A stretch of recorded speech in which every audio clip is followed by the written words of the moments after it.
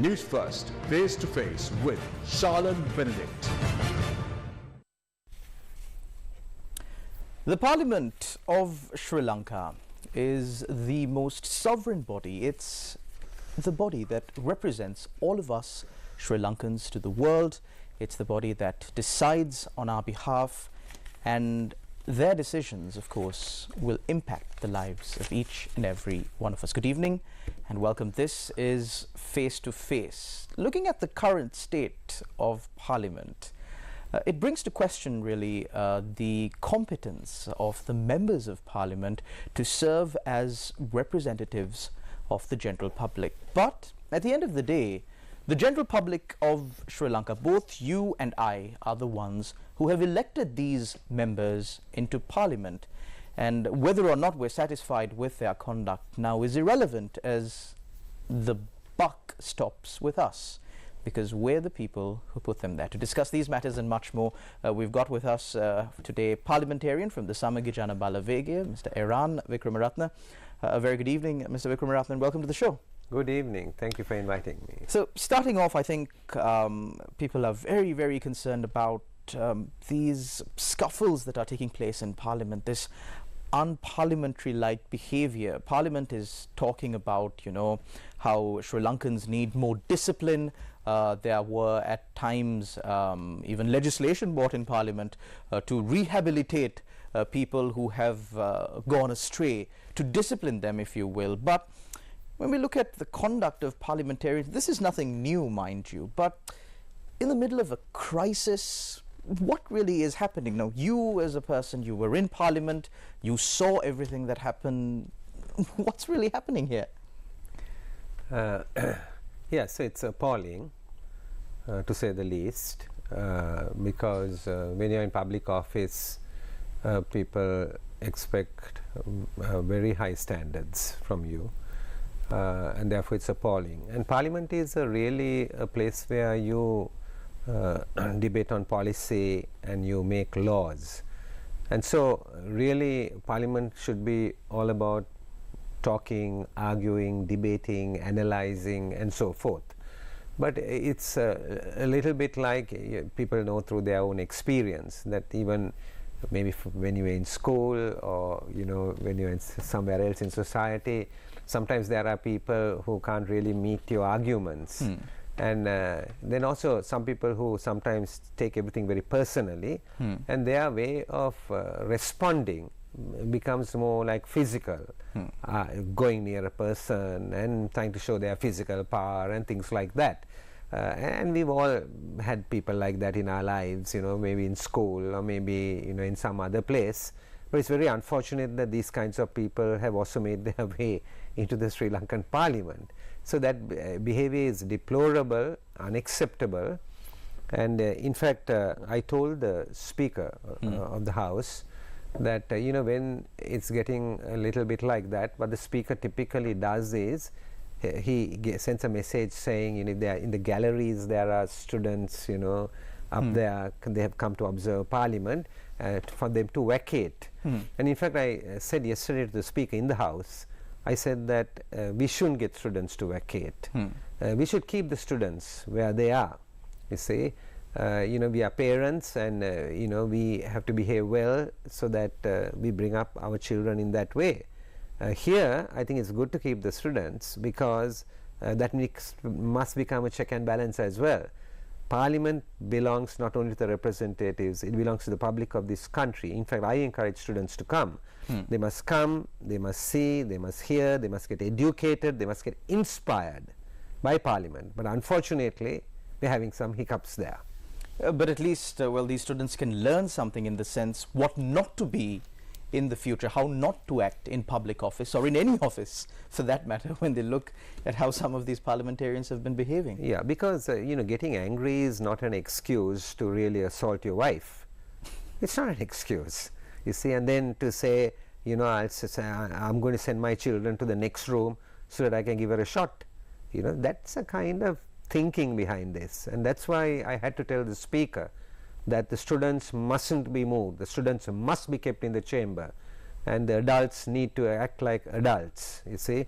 Now we have to go beyond that. When people break the rules, it's like at home, when children break the rules, parents have different ways of correcting them. Here, when they break the rules, the Speaker of the House has to immediately act, and he needs to have immediate course of action of what he will take. But Mr. Wickramaratne, now let's speak about this Supreme Court judgment. Much has been said about it. There are many of those, of course, who have been found to have violated the fundamental rights of the general public, say that they do not accept this judgment, is what they say. So let's leave the judgment aside for a second and look at everything that has transpired in our country. Public trust in their elected representatives. One of the best examples is the fact that I believe not too long ago there was one day in Parliament where all members of the opposition at the time, that was led by opposition leader, I believe at the time, Ranil Wickramaratne, banded around Ranil Wickramaratne, and he was leading them in chanting this slogan saying Kauda Hora, Mahinda Hora. And the same was done, of course, from the governing faction, where they all gathered around the Prime Minister at the time, or the President maybe even at the time, and said, Kauda Hora, Ranil Hora. But now they seem to have changed their position on this matter. Now, the general public of Sri Lanka really have seen this before, the double standards of parliamentarians and how they show one face but really says something else and does something completely different. But it's come to a point where it's so blatantly obvious that anyone who overlooks this is nothing short of stupid. Yeah, so I think I draw a distinction here. Making accusations at each other is one level, and in politics you have that. It's unfortunate, but you have it. And you can accuse somebody of saying you did something wrong, or you have you're corrupt, or you've stolen or something, and sometimes you have the information, sometimes you might say it without actually having the evidence. So that is one level. So when somebody says Kauda Hora and they say Ranil Hora or Mahinda Hora or whatever, it is at that level, right? And I'm saying that you shouldn't be really even saying that and accusing people, because that's but at least you can interpret that as being political. But the difference here is that this is not a question of politicians saying something about each other. This is a situation where the Supreme Court of the country has given a verdict. And in modern political theory, democracy has to have the executive, it has to have the legislature, and it has to have the judiciary. And each of these have its own powers. Each one of these is independent from the other. And when it is absolutely independent only, a democracy really functions and functions well. Now here, the Supreme Court of the country has given it. It's nothing to do with politicians. Petitioners have gone, they've made their case there, and this is 5 judges of the Supreme Court, 4-1 with 1 dissenting, have basically given a verdict. And I don't think it should be taken lightly. In fact, I heard the Honorable Namal Rajapaksa on the 20th of November. He came in and he said something about questioning it by saying that this is a policy matter, and how does the judiciary get involved in it. And the petitioners made it absolutely clear, if you look at the judgment, that when they went into the court, they made it absolutely clear that they were not really talking about policy. They were talking about executive action or executive inaction. They were talking about using the powers that you have been given to basically ease the situation, powers that you have been given in a public trust, with how you have used it or how you have misused it, and you can't use it for personal benefit. If you go into that verdict, it's a historical verdict. I would say one of the most important judgments given in this country under the 1978 Constitution is this judgment. Of course, there will be implications, and I think a lot more will unravel as we go forward. It's a clear warning and a message to people like myself, people who are representing the public, maybe in Parliament or in Cabinet. It's a warning to those who hold high office in government, even in the civil service, that trust has been placed, we can't breach it. So this was basically more social, political, and economic decision.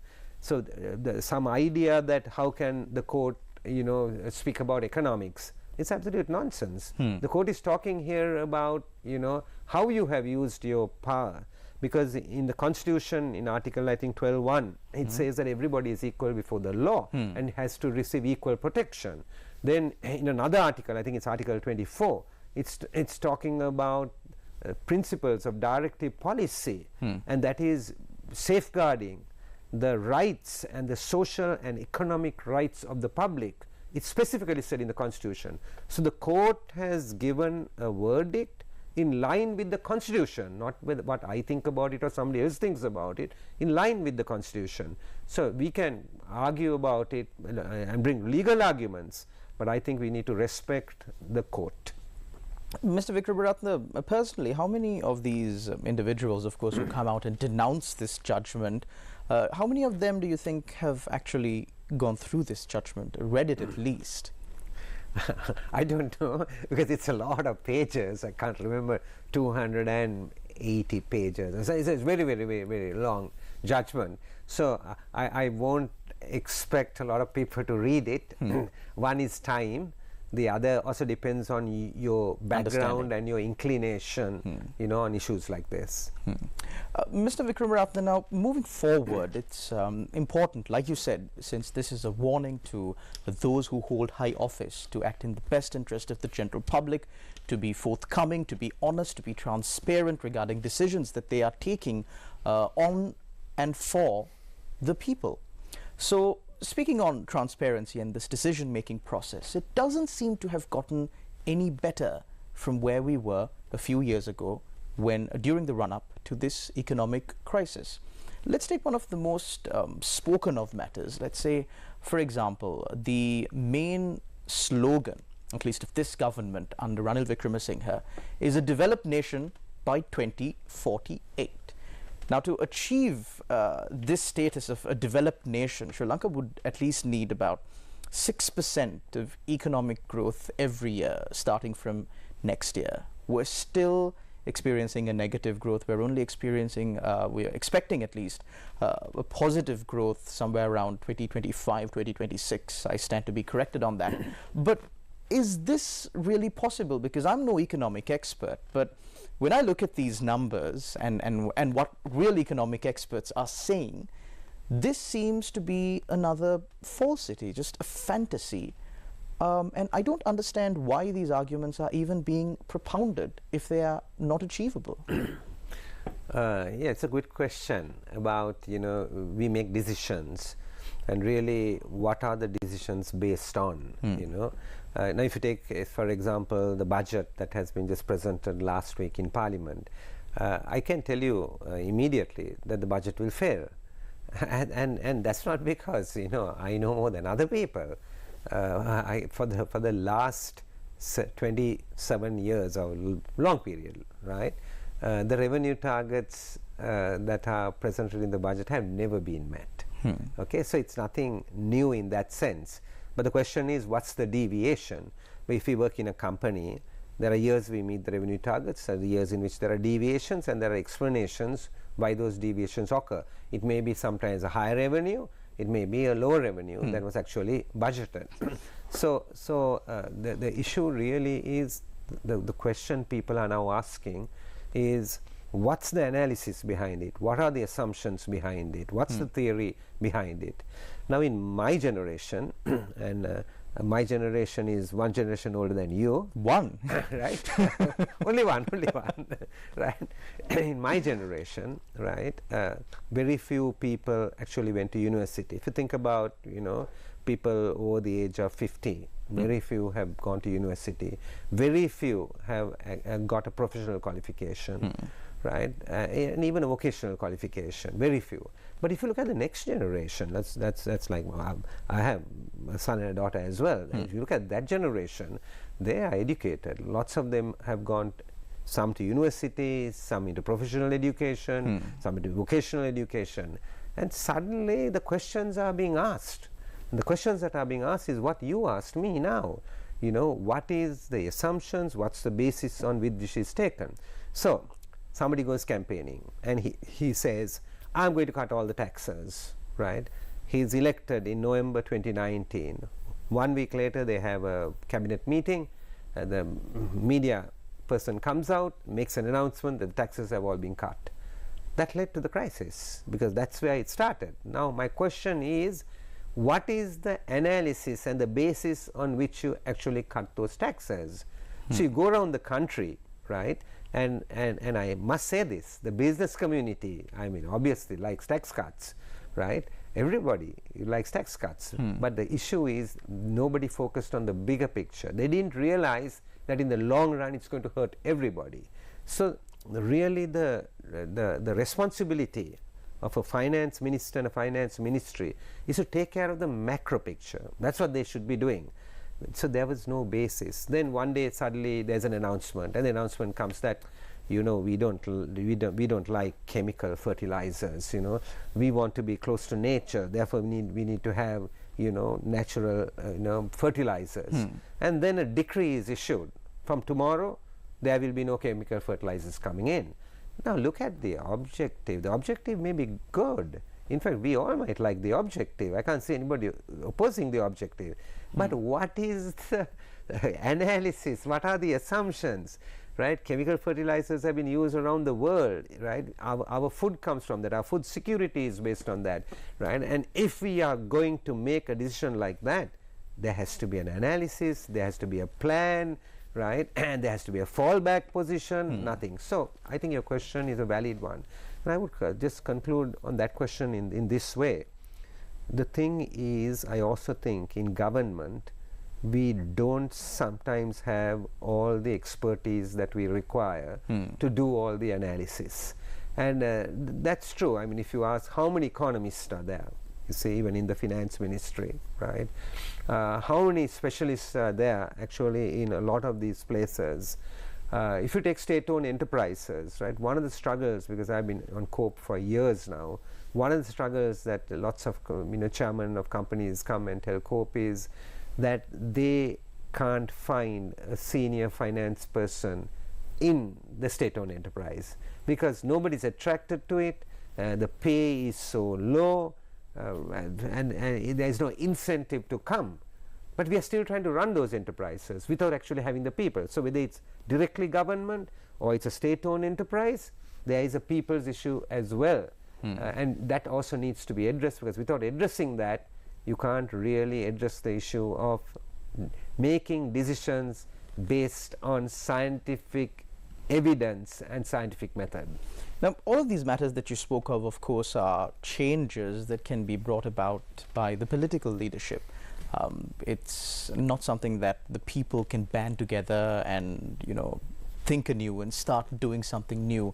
They need to band together and, of course, elect a group of people who can do these things. But at the end of the day, it's the people that they elect who are finally vested with the responsibility of doing these things. Now, speaking on the situation that the country is facing right now, we are trying to get ourselves out of an economic crisis. We are at least a little bit better than where we were at this same time last year. There are no fuel queues. We have at least some amount of essentials that we absolutely need to survive. And there are those who give credit to President Ranil Wickramaratne for bringing about a certain sense of order, a certain sense of calm. Of course, these are disputable facts, but bringing some sort of order to Sri Lanka. Now, he was the leader of the United National Party for an extended period of time. You've worked with him for an extended period of time. There have been countless elections where you vouched for him, vouched for his credibility, vouched for his transparency. Come the next election, is there any chance that the SJB might even consider moving in with Ranil Wickramaratne and maybe forming a coalition there? I think we had to get beyond individuals in politics. I think one of the huge problems Sri Lanka has faced is we've looked at individuals and thought, oh, the individuals, might really change this country. And you had leader after leader, right? Leader after leader, president after president, and this idea that, oh, if X comes or Y comes, it's going to be a big change and so forth. But then, Mr. Wickramaratne, if I could just interrupt you there, that is the system that we've built. It's an executive presidential system. That is the system that we are currently functioning in. And you can't change the system from outside of the system. It has to be changed from within. So until it is changed, that is the system that's going to be. So in that perspective, how do you plan on moving forward? No, I think that, when we look at change, don't think that always change will come from the top. Change has to also come from the bottom. That is why public views and public opinion is so important in the change process. And therefore, I mean, throughout the country, there needs to be an understanding that society is very complex. Problems are very complex. And you need more than a person. And just looking at one individual and thinking that one individual can transform the country, I mean, I think we have to get out of that kind of idea. So if you need to have a team of people, right? And the leader, you have to have a leader who understands the value of the team, right? And then you have to put your policies and your processes to implement in place, and that's very, very important. So one of the issues on which Sri Lanka has consistently failed, in my view, is that implementation is a huge problem. So we have to focus on implementation too. So I would say leadership is important, but leadership doesn't mean that you need to know everything. Leadership means getting the best result. And to get the best result, right, you have to get the best team together, and then you need to basically devolve authority and power, and then get them to give you the results and hold them accountable for the results. It's like in a company, right? Companies don't succeed always because the CEO, right? I say this over and over again, having the experience of being a CEO, right? Right, wherever I worked, if people say we succeeded, I'm telling you it's because I had the best team. And a lot of them, right, they knew a lot more than me. Where did I learn that? I learned that on the sports field. I learned it on the sports field. Apart from cricket, I played hockey as well. And one day I was asked to captain the hockey team. And I was like, me? And they said, yes, the condition has been made. And I'm telling you honestly, we had superb hockey players. Even from Matale, they had joined the Columbus school that I went to, and they were playing. They were dribblers, they knew the game, they knew everything. They were really, really, really good. As individuals, they were excellent players, right? And I still recognize that, right? But then they asked me to be the captain of the team, and then later, I realized, much later, when I left school and I was talking to the coaches and all, they said, no, players are important, the gifts are important, but leadership is about taking everybody with the ability, putting them together, moving towards an objective, and getting the end result. I learned it there, and when I went into management and in the company, I said, it's a team. I'm telling you, now I have been in politics for a decade, I'm telling you that individual is very important. The CEO is very important. We have Sajith Premadasa as our CEO. It's very important. But if we are going to actually translate vision actually into implementation, the team becomes very important. And when you look at the team, number one, look at integrity and character of the person. That goes without saying. Right? That's number one. Then beyond that, look at their background in terms of their experience. I will say integrity and character. 2, I will say experience. 3, I will say education. Because sometimes we dismiss people with experience. People with experience are very important. Because others we think that just because you got a degree or I've got a qualification that I know everything. No, experience is important, and then also education. So what I find is there are lots of political parties who are trying to put forward their message, often an individual speaking, and then it's like saying an individual can't run a company. He needs all the players in the company. Similarly, to run a country, you need all the players. Right, to run the country. So you have to there's no question. And I say, look at the other people, look at their teams, look at their backgrounds. So I really must say this, right? I see lots of politicians who have never ever done a job, never ever worked, we learned. Even as young people, went to the first job, right? I remember going into the first job, got late one day, got pulled up, right? Another day, right? I mean, the things you will never ever forget, right? Your goals are given, right? KPIs are there, where they are performing on. They'll give you a promotion or they don't give you a promotion in that year. You get disappointed, and then you are like, should I be here? Should I leave? And then you remain. You get a bonus, or you don't get it, others get it, and you're wondering why you didn't get it. Then you get once in a way, the boss gives you a knock, and you learn a lot of things. So we can't assume. Now, if you have never done that, and all you have done is stood on a road and held a board, or all you have done is got to a microphone and mastered the art of giving a speech, right? You're not going to be on the delivery side. I can tell you that. Implementation is going to fail. So I would say, yes, integrity, character, experience, and education, all these are important. So you started by saying this today, right? When the public vote, they also have a responsibility to pick and choose. Mr. Wickramaratne, one thing, I based on what you were saying, I gather you were speaking a little bit, of course, about the JJB as well, since they have now come to the fore as a new force and are gaining public traction to a certain degree, something that they did not have for quite a long time. The argument, of course, on that side of the aisle is the fact that this team that you speak of, that the SJB has wielded power before on several occasions, albeit maybe a little bit less compared to the SLFP and the SLPP.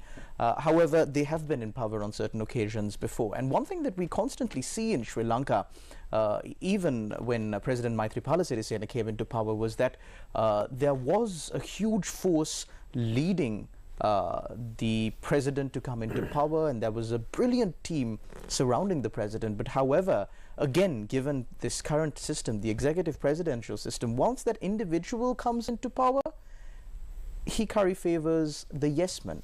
He does not listen to the professionals who know so much about and who would at times, even though it is unpopular, advise him to take the right unpopular decision. They don't listen. So what's the assurance that you can give that an SJB government would be any different? Yeah, what you said is not completely accurate. If you look at SJB and you look at our 51 members, right, in the party, only about 4 people have actually held cabinet position. Only. And others haven't held cabinet position. Even I have never held cabinet position, right? So but you were a state minister, I believe. State minister, yeah. So people tend to think of us like actually people who had the power to make the decisions and so forth. And also we are having lots of new people, right? And they will also form a part of the team. But the difference is also this. The difference is also you need to get people who have had a mix of people. So you have people with some political experience, but you also need to get all the skills from outside, so because that experience is not necessary in the political circle, that they can come from outside. Now a good example of that is if you take Singapore, is a good example. They approach people and they tell people, right, we need you to come in for one term, 5 years. They come in for 5 years. They may be made a minister or a deputy minister and given it, and they have the right to go back into their profession and continue. Some who come in then might make the decision that they have made a career move, they're going to remain in politics. Otherwise they can actually go back. I think we need to have a system, something like that, where people can actually move, not necessarily think that this is the only thing I'm going to be doing, that they could come. Because now what we have is a system where you come in at 18 years because your father or mother or somebody was in it, and then it's like a lifelong process, and if you are not there, then your wife comes in, or you get a child to come in, or whatever. We need to change that system, right? And so people can move in and move out. Now lots of people try to tell me that these ideas can't be done in Sri Lanka and so forth. I'm sure in Singapore they said that 50 years ago as well. I think you need leadership who can see that it can be done, and we need people out there who are listening to me, right? If we want to change the system, they have to come into the system. I will go one step further, and I will say we'll even bring a law if necessary, to give them the right to go back to where they have come from. It's like a secondment. You know, they come into the system, right? Because we need those skills, right? You take any cabinet in the last 20 years and you look at the skill sets there. Mr. Wickramaratne, I think one thing that we can all agree on is that Sri Lanka needs systemic change. Yeah. And although certain things may appear to have changed right now, nothing has really changed. And to bring that real change that the general public need and want, that Sri Lanka needs at this moment, it is the people of this country who need to make that decision first. Thank you very much, Mr. Eran Wickramaratne, for joining us on our program. Thank you very much to all our viewers out there for tuning in. Until we meet again, take care and God bless.